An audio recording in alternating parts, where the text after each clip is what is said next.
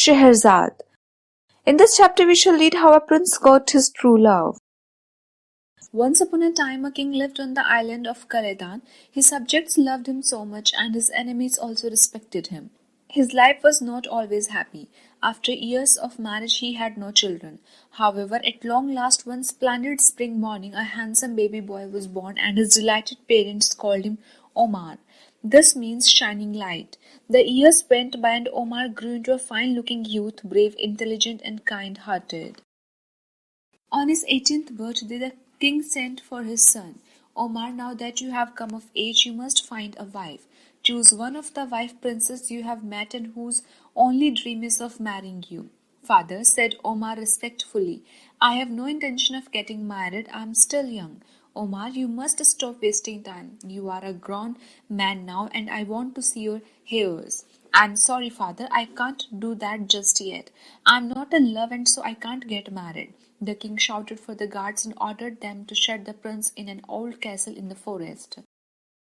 In the meantime, lovely, sweet-natured Princess Scheherazade was a maiden whose home was in China. When she turned 16, her father insisted her to marry, but Scheherazade was waiting to meet a true love. And since nothing the king, her father, did serve to change her mind, he locked the princess up in one of the palaces.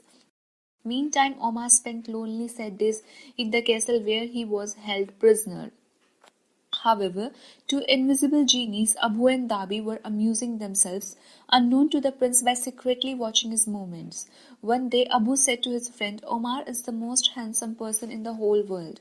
Not so, exclaimed Dabi. The most beautiful person in the world is Scheherazade, the king of China's daughter. The genies started to argue and then decided to ask Lilibet, the daughter of the genie king, to judge the matter.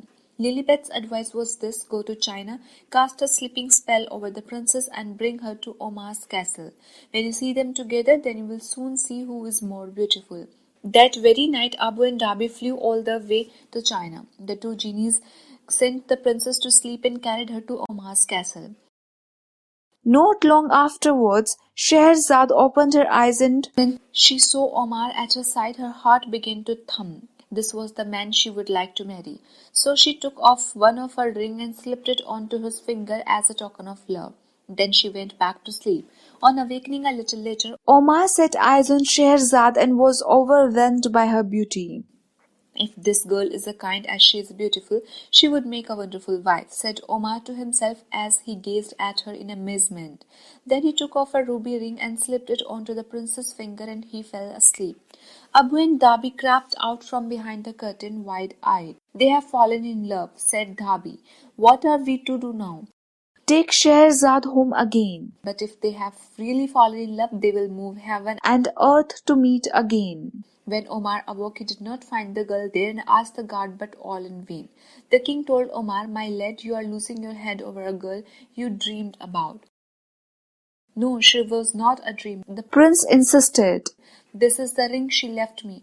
Omar was lovesick. The king called doctors and wise men, but there was nothing they could do. And far away, Scheherazade was also suffering with same pain. The only person who believed the princess was Maruzwan, a childhood friend, and she offered to search for the missing youth. Scheherazade handed him Omar's ruby ring. Maruzan set out that same day, and with great difficulty she reached the island of Khaledan. She asked the stranger, where am I? On the island of Khaledan, replied the stranger. Who are you? I am a doctor and famous in my own land. I heard that the prince is seriously ill. I would like to try and cure him. The stranger took her in the palace. Without saying a word, Maruzan showed him the ruby ring. Omar uttered a shriek and leapt to his feet. The onlookers stared in surprise. This is the ring I gave to the girl I want to marry, the prince exclaimed joyfully. That young lady is Scheherazade. She lives in far off China and is dying to see you again. Maruzwan told him instantly. Omar was delighted. In finding the girl of his dreams, he would be truly happy. He presented Maruzwan with a jeweled sword and a splendid horse as fast as the wind as a token of thanks. Omar and Scheherazade quickly asked the king's permission to get married as soon as possible. Lilibet said, well, I would say they are the best looking couple in the world, Abu and Dhabi, and I'm certain their children will be even more handsome. And so the argument finally ended to everybody's satisfaction, and the two genies hugged each other contentedly.